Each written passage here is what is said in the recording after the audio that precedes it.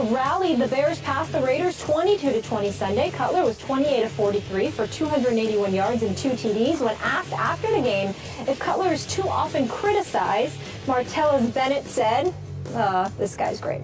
They threw rocks at Jesus, and Jesus was an excellent guy who did a lot of awesome stuff. Our guy, Skip. I'd say he was. Marty, he was an excellent guy. Marty to Cuddy, comparing him to Jesus like only a Bennett brother can. Skip. And y'all find this humorous?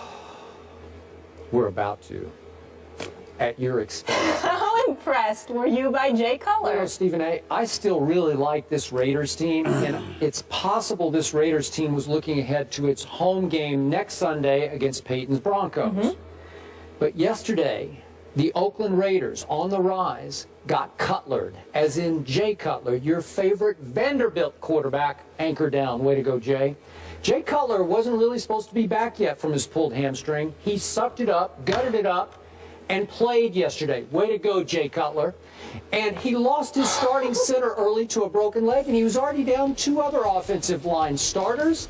And yet, Jay Cutler threw 2 touchdown passes, and then this time he canceled a late interception by leading a late drive all the way down for a 49-yard field goal that won the football game. Way to go, Jay Cutler. Make this guy open his eyes and see that you can still play at a very high level. Well, I've never, excuse me, boy, you lucky I'm sick today. I will say this to you. The reason when I said y'all are laughing at this, because Jay Cutler is no savior. Jay Cutler is quite pathetic compared to most saviors. Literally, figuratively, subliminally, fantasy-wise, it doesn't matter. Fantasy, like you pay attention. It doesn't matter. This man doesn't get it done. He won a game yesterday, that's fine. You know, most teams win a few games during a regular season. Mere bag of shells. Okay, mere bag of shells. That's what I was thinking. It's no big deal. They beat the Oakland Raiders. Helped that Crabtree went down. I'll give you that. You know, it's the Oakland Raiders, which I reminded you about just the last week. I was trying to tell you, they're not there yet. Relax. Pump up the brakes. They can go on a run, Stephen. They can go on a run. They're coming. Just wait. Whatever. I'm still waiting. The Denver Broncos are going to have their hands full next Sure. Wow. I feel you on that. I'm just saying that, you know, they won a game yesterday in Chicago, Soldier Field. All right, I got it, Skip. You know, but be careful. You know, Matt Forte, 91 yards rushing. Okay, congratulations. I get it. No Alshon Jeffrey, I understand that. Martellus Bennett came alive. You got him the ball. You got him the ball 11 times. I appreciate that, Skip Bayless. They needed to get him the ball. They needed to get him the ball more. Mike Ditka was on SportsCenter yesterday talking about how they needed to get Martellus Bennett the ball. But it is Jay Cutler we're talking about here. So you can get all excited. You can do that. But I just want you to keep in mind, from Dallas to Jay Cutler, you know, I mean, Tom Brady's reliable, so I give you there. He's reliable? I give you there. That's all you're giving? No. Reliable? What I'm saying is your heart's not going to get completely cracked in half because at least one of the 3 is going to come through for you. But I have an obligation because, you see, I don't want to do this show without you. You know what I'm saying? It ain't no first take without Skip Bayless, man. And I want you here. So you have to understand, I don't want you to put yourself in a position where your heart gets cracked in half, you can't recover, you're in no position to be up here on this set with us because you're so disappointed because you place your faith in the wrong people. It's one game. Pump the brakes, calm down, relax, chill, because Jay Cutler will not let you down. He will screw up again on several occasions before this season's over. Don't even worry about it. Jay Cutler does not have my heart. John Fox don't even believe in him. That's why he's sitting up there and cleaning the house. Don't be surprised if Matt Forte is next. Trust me. Cowboys, they don't get rid of Brady, everybody. Spurs. Please. They have your heart. Those 3, right? Please. And the show. Yeah, and they really haven't let me down. And Ernestine, all those. That's who has your heart. Breaking news here into First Take. Head coach of the Miami Dolphins, Joe Philbin, has been fired.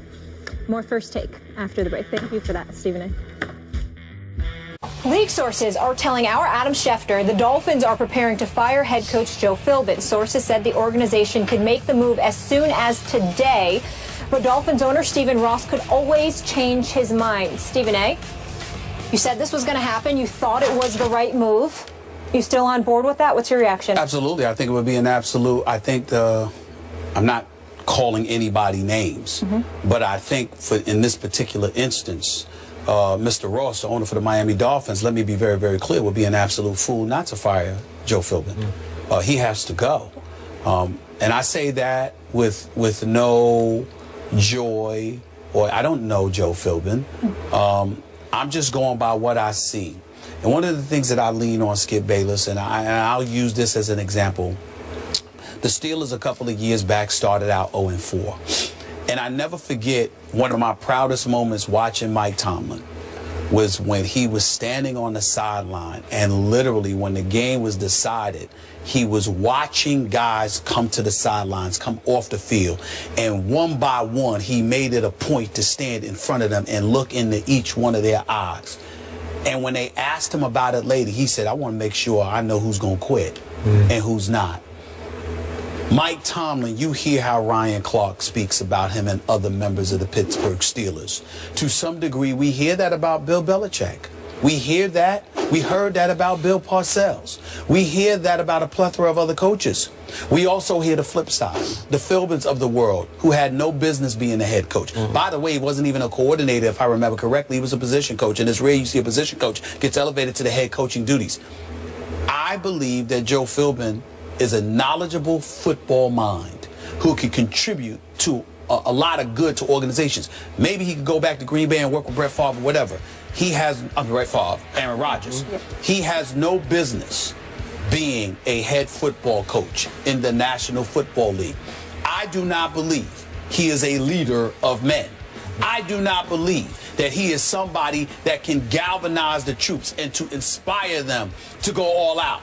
Although it wasn't as ugly as people want to surmise, the bottom line is they went to London, England yesterday and lost to the New York Jets, and after the meeting with the defensive coordinator, who definitely is going to go because the players can't stand playing for him, the bottom line is they gave up 160-plus yards to Chris Ivory, okay? And Ndamukong Suh looks like a shell of himself. Remember, he was in Detroit. He was telling his defensive teammates, this is what we're going to do. Here's what we're going to do. You go there, you go there, you go there. Now in Miami, he's just another name that, another puppet for them, which is why he didn't answer those questions, even though I believe he should answer those questions because that's what you paid to do, play and answer questions. That's what being a professional is, but that's another subject for another day. The bottom line is he is clearly being misused. He's not being helped. He's definitely not being inspired. So you take all of those things into consideration, and considering the $149+ million that the Miami Dolphins spent in the offseason, you are coming up short. Stephen Ross's one shot to save this season is to fire Philbin today.